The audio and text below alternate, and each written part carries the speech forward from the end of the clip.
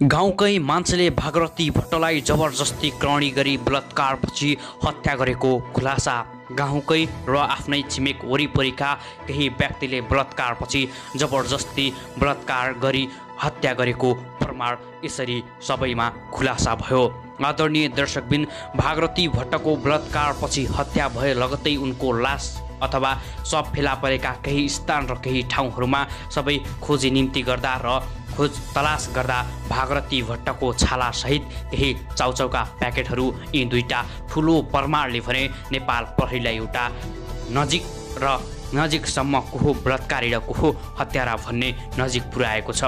आदरणीय दर्शकबिन, केही दिन अगाडि मात्रै बलात्कारपछि हत्या भएको भागरथी भट्टका बारेमा धेरै र विभिन्न किसिमका कुरा र आलोचनाहरू सामाजिक सञ्जालमा आए, तर ती भन्दा पनि आज एउटा भिन्न र मुख्य प्रमाणसहित बलात्कारी यसरी पत्ता लागेका छन् कि बलात्कार गर्ने छिमेकी नै रहेछन् र वरिपरि चिनेका मान्छेले नै जबरजस्ती क्रौडी गरी बलात्कारपछि विवस्त हत्या गरेका रहेछन्। कस्तो पापी दुनियाँ रह्यो, कस्तो पापी संसार। आफ्नै गाउँका 2-3 जना युवक मिलेर अथवा 2 जनाका चाउचाउ अथवा 2 जनाले चाउचाउ खाएका रहेछन् र 2 जनाले बलात्कारपछि जबरजस्ती बलात्कार गरी हत्या गरेको त थाहा पाइन्छ, तर ती 2 जना मध्ये अरू को हुन् भनेर पनि खोजी निम्ति र खोजी तलासी भइरहेको छ। भागरथी भट्ट र उनका स्कुलकै साथीहरूले बलात्कारपछि विवस्त हत्या गरेका हुन् कि गाउँका अथवा ओल्ला गाउँकाले हुन् गरेको बलात्कार भनेर अझै खोजी तलासी भएको छ। नेपाल प्रहरीको तालिम प्राप्त कुकुरले धेरै सङ्केत दियो बलात्कारी यी हुन्, यस्ता हुन् र यस्तो सङ्केत र यस्तो स्थान अनि यस्तो बाटोमा हिँडेका हुन् भनेर, तर नेपाल प्रहरीको तालिम प्राप्त कुकुरले पत्ता लगाउन सकेन कि 100मा 100% यी 2 जना नै हुन् र यतिजना व्यक्ति हुन् भनेर। नेपाल प्रहरीको तालिम प्राप्त कुकुरले प्रमाण र केही पत्ता लागेका ती ठुला रहस्यभित्रका रहस्य पनि दर्शकबिन आज तपाईँको साथमा टक्राउने र एउटा बाटो खुलाउने छन् कि भागरथी भट्टको बलात्कारी यी हुन् र यस्ता व्यक्तिले बलात्कार गरेका हुन् भनेर बुझ्नुहुनेछ। आदरणीय दर्शकबिन, सर्वप्रथम त सबैलाई स्वागत छ। यदि कोही हाम्रो च्यानलमा नयाँ हुनुहुन्छ भने सब्सक्राइब गरेर छेउमा रहेको बेल आइकनलाई भने थिच्न नभुल्नुहोला। तपाईका मनमा के लागेका छन् र जस्तो जे लाग्छ कमेन्ट बक्समा आएर आफ्ना मनभित्रका अमूल्य भावना र प्रतिक्रिया भने कमेन्ट बक्समा आएर कमेन्टमा केही छोड्न भने नभुल्नुहोला। तपाईका घर टोल छिमेकमा पनि विभिन्न किसिमका यस्ता घटना घट्न नदिनको लागि तपाईको एउटा सानो कमेन्टले दबाब पुग्नेछ कि नेपाल सरकारलाई भोलिका दिनमा नेपालका छोरीचेलीहरू बलात्कृतपछि हत्या नहोस् र बलात्कार पनि नेपालका छोरीचेलीहरूलाई यसरी नहोस्। दर्शकबिन, आज तपाईलाई के र कस्तो विशेष एउटा निष्पक्ष खबर र सत्य तथ्य खबर टक्राउने जमर्को गर्दैछौँ भने जुन गाउँमा बलात्कार भयो त्यही वरिपरिका मान्छेले नै बलात्कार गरेका रहेछन् र बलात्कारपछि उनलाई जबरजस्ती बलात्कार गरी मारेका र घाँटी थिची मारेको अस्पतालका सबै डाक्टरहरू बताउँछन् भएको र उनको घटना भएको यतियौं दिन पुग्दा पनि नेपाल सरकारले किन भेटाउन सकेको छैन बलात्कारी र के कारणले भेटाउन सकेको छैन।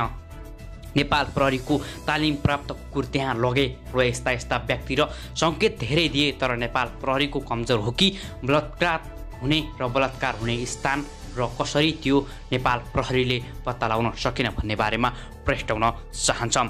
दर्शकबिन, कुन ठाउँबाट हेर्दै हुनुहुन्छ, कहाँबाट हेर्दै हुनुहुन्छ, 3 करोड तमाम नेपाली समक्ष पुर्याउनको लागि यो भिडियोलाई सक्दो सेयर गर्न भने नभुल्नुहोला। तपाईँका लागि एउटा लाइक र सेयर कसैको जीवनमा यति ठुलो प्रमाण हुन्छ कि जुन प्रमाण भोलिका दिनमा तपाईँको एउटा सेयर गरेर र एउटा कमेन्ट गरेर नेपाल सरकारलाई दबाब पुग्नेछ कि बलात्कारीलाई फाँसी दिएर बलात्कारी को हो र बलात्कारपछि कसरी हत्या भयो भन्ने भागरथी भट्टको प्रमाण सहित बलात्कारी र हत्यारा नेपाल प्रहरीको हिरासत लगायत नेपाल प्रहरीको अन्डरमा आएर त्यसले भोलिका दिनमा बलात्कारको नामबाट नै थुरुरु होस्।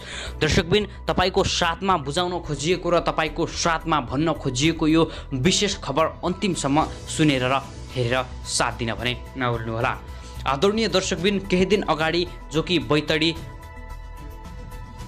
बैतडीमा 17 वर्षीय किशोरी भागरथी भट्टको बलात्कारपछि विवस्त हत्या भएको थियो। हत्या भए लगतै उनका बारेमा धेरै किसिमका आलोचना र धेरै किसिमका कुरा अनि धेरै किसिमका न्युज भने सामाजिक सञ्जालमा आए। त्यसै लगतै उनका बारेमा धेरै प्रतिक्रिया, धेरै कमेन्ट र धेरै नेपाल प्रहरीले खोज खलास गर्यो। तर नेपाल प्रहरीको हात र नेपाल प्रहरीले भने आज एउटा ठुलो र एउटा जो कि बलात्कारीको हो र बलात्कारपछि हत्या किन भयो र उनलाई जबरजस्ती बलात्कार गरी मारेको हो भन्ने दुईटा ठुला प्रमाण भेटिएका छन्। जुन प्रमाण कि उनको शव भेटिएको नजिकै केही उनका छालाका टुक्रा सहित चाउचाउ, जो कि बलात्कार गर्ने व्यक्ति अथवा उनले चाउचाउ खाएको हो कि भागरथी भट्टले बलात्कारपछि हत्या गर्ने व्यक्तिले चाउचाउ खाएर त्यो ठाउँमा राखेका हुन् भन्ने नेपाल प्रहरी भने अन्यलमा छ। तर बलात्कारपछि विवस्त हत्या भएको हो र यति धेरैजनाले भन्ने नेपाल प्रहरी र डाक्टरको रिपोर्टमा आएको छ।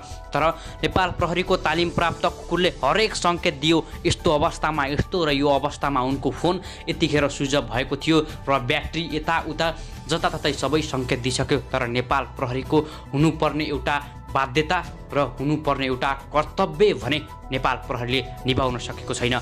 बलात्कार भएको यतियौँ दिन बितिसक्यो तर भागरथी भट्टको बलात्कारीको हो र तालिम प्राप्त कुकुरले यति धेरै सङ्केत दिँदा पनि, बलात्कारीको घरसम्मको बाटो र घरसम्म जाने ठाउँ सङ्केत दिँदा पनि नेपाल प्रहरी भने के हेरेर बसेको छ।